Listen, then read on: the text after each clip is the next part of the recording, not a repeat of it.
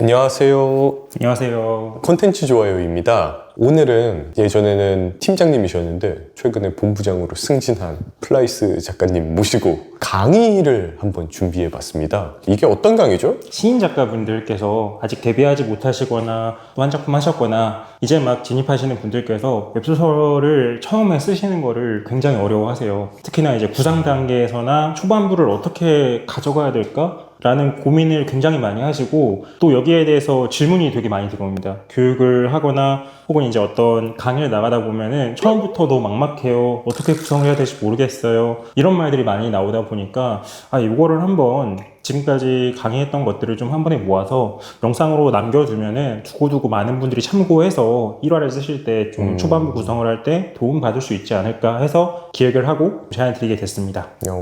예. 그러면은 뜸을 들일 필요 없으니까 이제 바로 시작하면 좋을 것 같은데 네네. 그러면 이제 1화를 그러면은 어떻게 구성할 거냐? 네네, 그렇습니다. 잖아요. 이거는 어떻게 시작하나요?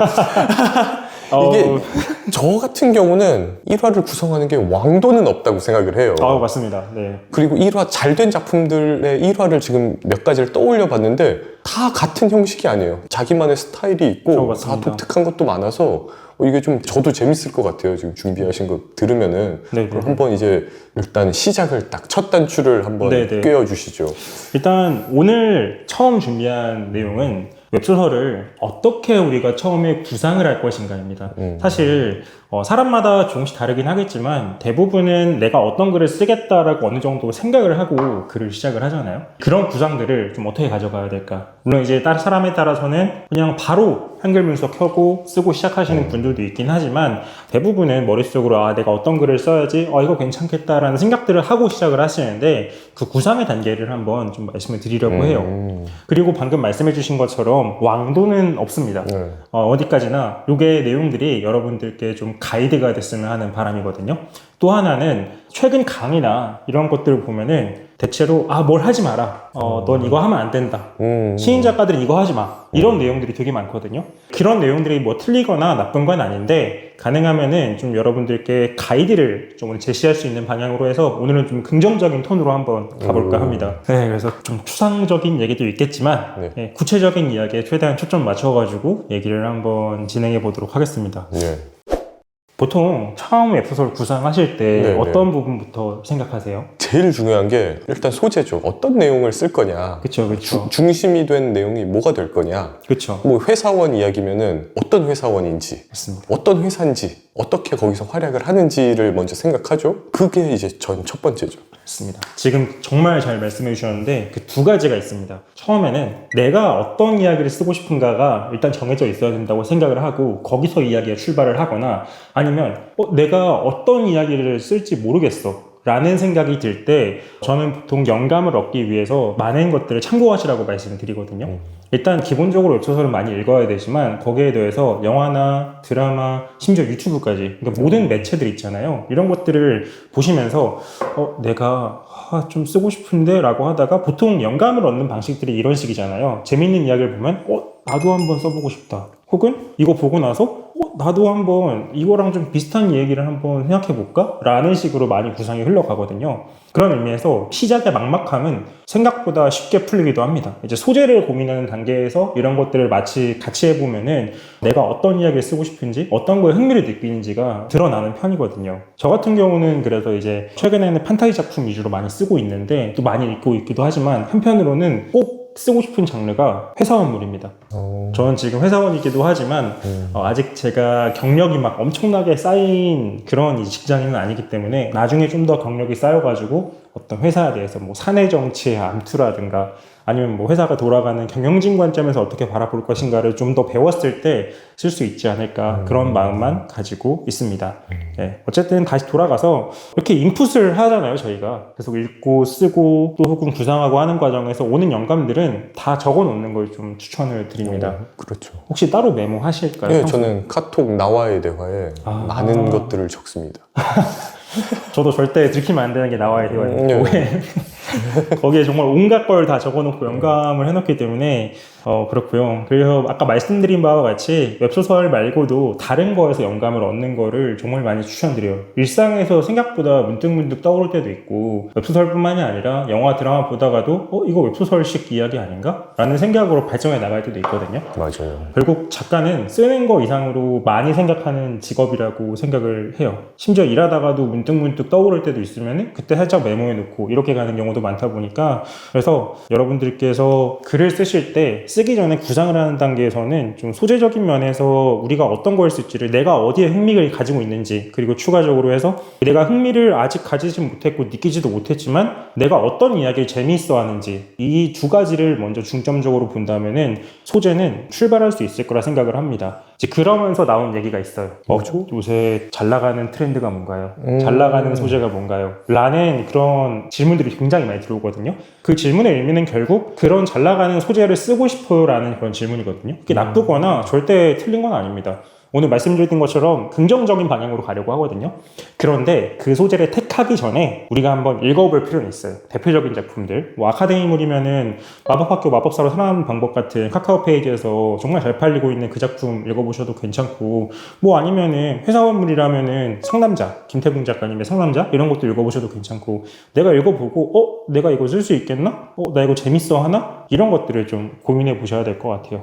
본질적으로 글을 쓸 때 작가 스스로 재밌어 하지 않으면 좋은 글이 나오기 쉽지 않다라고 생각을 하고 있기 때문에 내가 이 이야기를 재밌어 하는지가 가장 핵심이 될 것 같습니다. 근데 저 좀만 첨언을 하자면은 네네. 보통 이제 웹소설 시작하시는 분이 뭐 학생일 수도 있고 그냥 무직인 상태일 수도 있지만 본인의 직업을 가진 분이 겸업으로 작가를 도전하는 거라면은 저는 지금 그 사람의 직업에 대해서 쓰는 게 좀 더 좋을 것 같아요. 본인이 그 일을 싫어하더라도 좋아하는 장르가 따로 있더라도 일단은 본인이 가장 잘 아는 분야에 대해서 써보고 그 다음에 쓰고 싶은 거를 쓰셔도 좋을 것 같아요. 저도 첫 작품이나 두 번째 작품이 다 제 직업이랑 관련된 거, 제가 오랫동안 해왔던 것들을 썼던 거라서 가능했거든요. 맞습니다. 정말 본인이 익숙한 소재를 한번 건드려 보는 것도 좋은 방법인데 한산이가도 그렇잖아요. 그렇죠. 너무 결국 좋은 본인이 얘기죠. 의사니까 그냥 계속 의사물만 주구장창 썼거든요.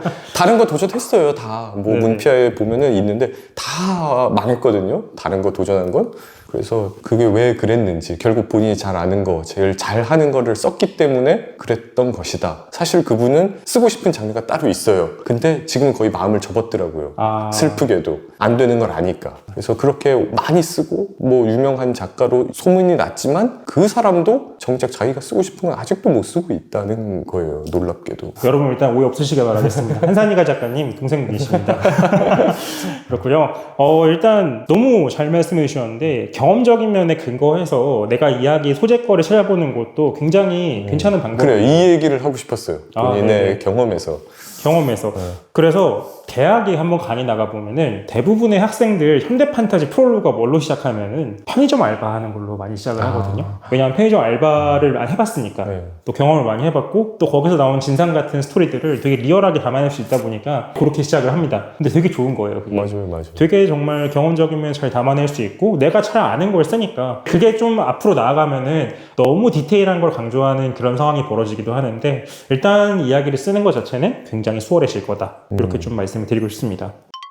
자, 그 다음에 이제 두 번째인데 대략적인 구상을 해야 되는데 어디부터 출발을 해야 되는가라고 방금 얘기를 했잖아요. 소재를 정했으면은 그 다음엔 어떤 걸 해야 될까라는 고민이 항상 생깁니다. 정말 많이 들어오는 질문 중 하나가 저 장르 뭐 쓸까요? 판타지 쓸까요? 현대 판타지 쓸까요? 뭐 게임 판타지 쓸까요? 이런 되게 어떤 커다란 카테고리 안에서 어떤 걸 써야 될지 묻는 분들이 굉장히 많으셨어요, 지금까지. 거기에 대해서 항상 답변을 드렸던 방법이 뭐냐면은 쓰고 싶은 거 써라 였습니다. 어차피 지금 상황에서 이 글을 씀으로써 당장 막 데뷔를 할 수 있고 당장 내가 상업적으로 성공을 거둔다 이런 이야기를 할 수는 없잖아요, 처음에는. 아무래도 그러다 보니까 일단 써본 다음에 나한테 맞는 게 뭔지, 나 현판 재밌게 쓰려고 하네?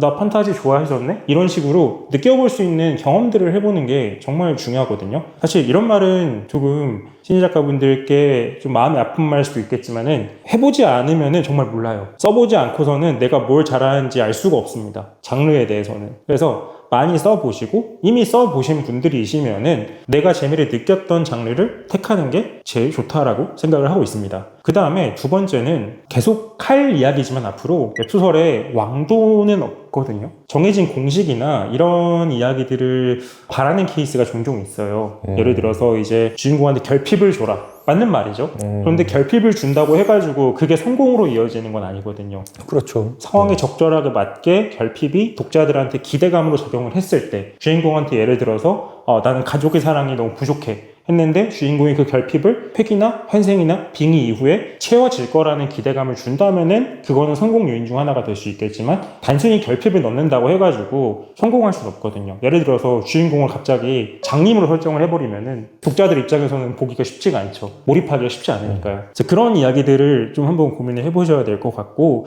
그래서 보통 저 같은 경우는 아까 말씀 잘해주셨는데 똑같이 소재에서 시작을 많이 하는 편입니다. 지금 신작 쓰고 있는 잠입 첫날 조직이 멸망했다 이 작품도 이 구상에서 시작을 했어요. 어떤 암살자가 조직의 명령을 받고 임무를 띠고 어떤 집단에 잠입을 했는데 그날 잠입한 첫날에 자기를 이제 키우고 있던 그 조직이 망해버린 거예요. 그 주인공 갈 데가 사라진 거죠. 그거 저거랑 비슷한데요? 소련의 마지막 우주비행사 나오는 그 연극 아세요? 그게 소련에서 쏘아올린 우주선에 비행사가 있었는데 네네. 소련이 그 사이에 망한 거예요. 아. 혼자 우주에 남겨진 거예요. 근데 지상이랑 교신도 안 되고, 그건 이제 좀 인간의 외로움, 본원적인 외로움에 대한 연극이었지만 그거랑 좀 비슷하네요. 다행이다. 저 지금 이미 출간 다 했는데 근데 그거는 표절 논란 이러고 있어요. 그거는 표절이 절대 아니죠. 그거는 완전 본격 그죠, 문학이어서. 순간 시겁했네요. 어쨌든 이제 그런 소재 발상에서 출발을 해가지고 되게 오랫동안 묵혀놨었어요. 제가 담당하는 작가님들께도 이거 괜찮을 것 같은데 한번 써보시면 어떻겠느냐라고 제안도 드려보고 결국엔 안 쓰셨지만 결국엔 돌고 돌아서 제가 활용을 하게 됐는데 어쨌든 그런 소재에서 출발을 해가지고 거기에 하나씩 살을 붙여 나가는 것 같아요.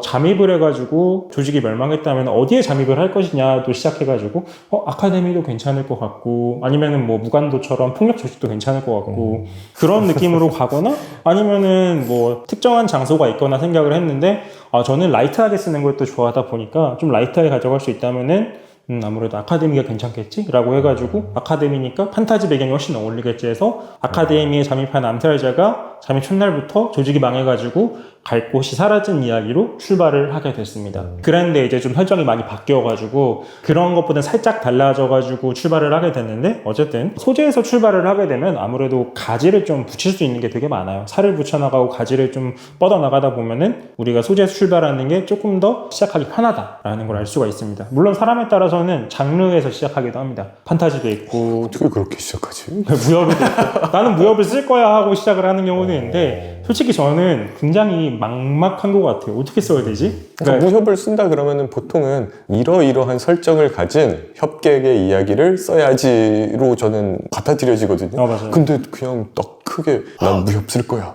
그리고 갑자기 딱 써. 그건 그분이 진짜 대단하신 분인데요? 그분은 정말 대단하신 분인 것 같은데요. 저도 장르에서 시작하는 케이스는 딱 한 번밖에 없었는데 계속 연판만 쓰니까 지겨워가지고 이번엔 판타지 한번 써보자 라고 해가지고 그냥 판타지를 써보자라는 발상에서 시작을 해가지고 그런 거밖에 없었는데 내가 뭘 쓰지를 모르는 상황에서 장르부터 설정을 하는 거는 아무래도 막막함이 좀 가증되는 그런 좀 선택이 아닐까 생각이 됩니다. 그런 느낌이고요. 그렇다면 우리가 여기서 이제 가장 궁금해 하시는 게 나오죠. 소재를 어떻게 잡아야 하는가. 저는 요거를 좀 기억하면 좋을 것 같아요. 저희가 특별한 날에 특별한 음식을 종종 먹곤 하잖아요. 뭐 이제 좀 내가 여유가 된다 그럼 파인다이닝에 가기도 하고 아니면 정말 한 번도 접해보지 못한 문화권의 음식을 먹기도 하고 그런데 저희가 평소에는 익숙한 음식 많이 먹잖아요. 남자들 같은 경우는 뭐 제육, 돈가스, 뭐 냉면 먹고 지나가다 보이는 김밥 먹고 이렇고 익숙한 거 먹잖아요. 사실 독자들도 마찬가지입니다. 너무 참신한 시도는 쉽지 않아요. 독자들 입장에서는. 우리는 그래서 익숙함에서 출발을 할 필요가 있거든요. 소재도 마찬가지고 웹소설도 마찬가지고 모든 것들이 익숙함에 출발을 해가지고 색다른 맛을 조금씩 보여줄 필요가 있는데, 저는 똑같은 맥락에서 웹소설도 소재를 선정을 할 때 일반적으로 대중들이 익숙하게 생각하고 있는 그런 소재들을 먼저 골라서 시작을 하는 게 좋다라고 생각을 하고, 종종 정말 독특하고 신기하고 처음 접하는 소재인데 성공하는 작품들이 있어요. 근데 보통 그런 분들을 저희가 트렌드 세터라고 부르고요. 아무래도 부르죠. 그러다 보니까 그런 케이스는 너무 어렵고, 익숙하면서 출발을 하는 게 아무래도 처음에 글을 시작할 때 굉장히 수월하다, 이렇게 좀 말씀을 드릴 수 있을 것 같습니다. 뭐 판타지로 치면은 아카데미물도 있을 거고, 게임 빙의물도 있을 거고, 소설 빙의물도 있을 거고, 되게 다양하게 출발할 수 있는 게 있어요. 그런데 여기서 우리가 생각을 해봐야 되는 거는 남들이랑 똑같은 맛으로 갈 것이냐 입니다. 여기에 이제 토핑을 추가해 줘야죠.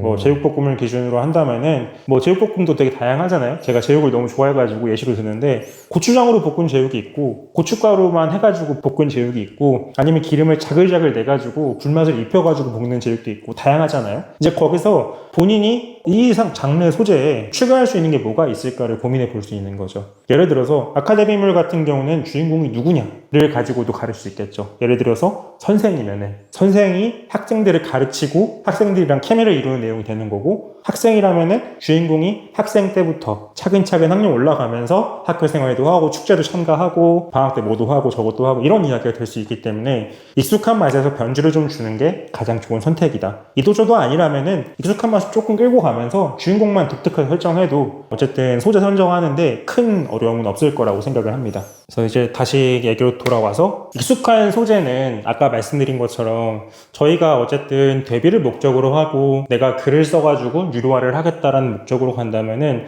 사실 왕도까지는 아니지만 가장 가능성이 높은 길이다라고 말씀을 드릴 수 있을 것 같아요. 이제 그렇게 시작을 해가지고 아무래도 지금까지 다양한 작품들 많이 쓰셨잖아요. 근데 그 중에서 작가님께서 생각하시기에 이건 정말 독특한 소재였어 라고 생각하시는 작품이 있었을까요? 저 그거요. 잘은 안 됐어요. 흥행은 그렇게 못했지만 365 던전 한의원이라고, 이제 한의사가 판타지 세계에 가서 탑 등반을 하는 용사들이 어딜 다쳐요. 디아블로에서 막 바바리안이 힐윈드 돌잖아요. 네네네. 근데 그거 볼 때마다, 옛날에는 어렸을 땐 별로 그냥 의문을 갖지 않았는데, 나이가 이제 제가 이제 몸이 서서히 하나 두 개 망가지기 시작한 다음에 그걸 보니까 저렇게 돌면은 몸이 다 망가질 텐데, 바바리안 몸이 성한 곳이 없을 텐데 라는 생각을 했어요. 그래서 거기서부터 착안을 해서 바바리안한테 침을 놔주고 한약을 먹여서 치료해주는 뭐 그런 내용의 어떤 소설이었어요.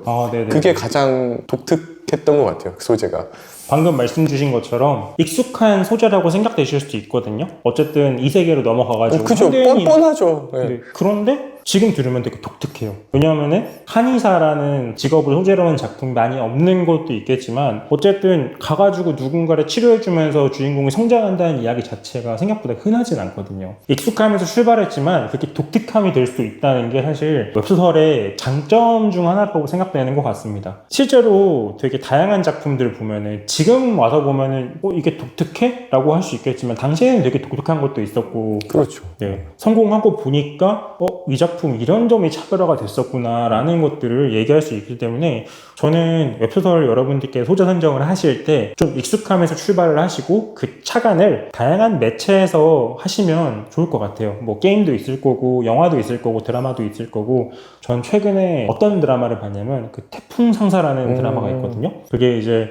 스포일러가 될 수 있어가지고 상세한 말씀 못 드리지만, 그 주인공이 상사 운영하는 이야기예요. 보면서 나도 한번 무역 상사 이야기를 한번 써보고 싶다라는 생각이 계속 들고 있어요. 제가 미생도 되게 좋아하거든요. 근데 미생도 종합상사 이야기잖아요. 맞아요. 그런 것처럼 그 상사라는 회사에서 벌어지는 다이내믹하고 멋진 스토리를 제가 정말 나중에 쓸 수 있을 때 한번 써보고 싶다라는 차관도 매번 하고 있습니다.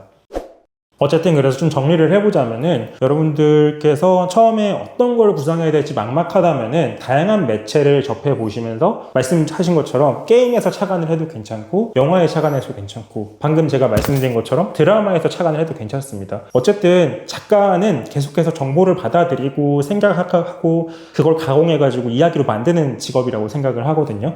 그렇다 해서 우리가 웹소설만 읽을 수는 없다고 생각을 해요. 결국에는 매체 하나에 갇히게 되면 생각도 좀 유연해지지 않는 것 같고, 물론 사람마다 차이는 있습니다. 주변에 뭐 영화 드라마 하나도 안 보고 웹소설만 써가지고 성공하신 작가님들도 있어요. 그런데 이제 매체는 우리가 좀 다양하게 정말 내가 손이 안 간다 그러면 재탕이라도 하시면 괜찮습니다. 내가 옛날에 재밌게 봤던 거 그럼요. 그런 것도 괜찮습니다. 그 다음에 구상은 어디서 시작을 하느냐, 장르보다는 소재에서 먼저 출발을 하는 게 좋다라고 좀 정리를 할 수 있을 것 같고요. 그 다음에 소재에서 출발을 할 때 우리가 소재를 정하는 방식에 대해서는 말씀드린 바와 같이 익숙한 맛에서 시작을 해라. 거기에 발전시켜 나가면서 나만의 특색을 더하는 게 이야기의 첫 걸음이다. 이렇게 생각을 할 수 있을 것 같습니다. 맞아요. 근데 진짜 이거 남의 거랑 좀 비슷한 익숙한 데서 시작하는 게 참 좋은 게, 그러니까 그런 거죠. 우리가 만약에 김치찌개집을 차린다고 해봐요. 네네. 우리가 뭐 당연히 막 인류 맛집을 차릴 수는 없겠죠. 실력이 거기서 거기는. 그래도 비슷하게 맛은 낼 수 있어요. 왜냐면은 우리 다 맛을 너무 잘하니까 간 맞추기도 쉽고 뭐 재료 구해오기도 쉽고 이런 재료 들어가지 다 알잖아요. 맞습니다. 그러니까 그런 식으로 시작을 하는데 마지막에 거기다 나만의 독특함을 하나 넣는 거죠. 물론 김치찌개에 뭘 넣을지는 모르겠지만 본인만의 색깔이 될 만한 게 반드시 있을 겁니다. 맞습니다. 하다못해 두부 모양이라도 좀 예쁘게 만들어가지고 그렇죠. 두부를 막 토끼 모양으로 딱 그렇죠. 별 모양 두부 네. 막 이런 거 넣어가지고 그런 시선이라도 끌 수 있게 뭐 이제 요소설로 따지면 어그로가 되겠죠.